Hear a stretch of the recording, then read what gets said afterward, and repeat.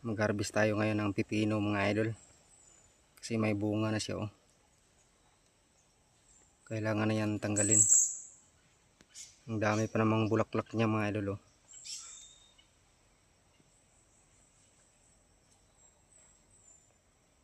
Harvest muna tayo mga idol.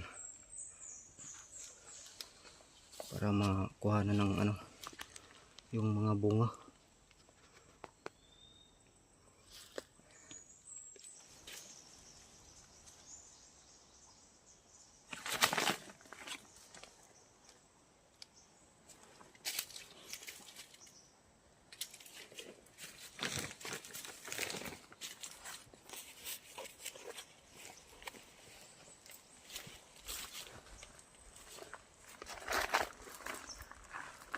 Mayroon na pala tayo na harvest mga idol ito.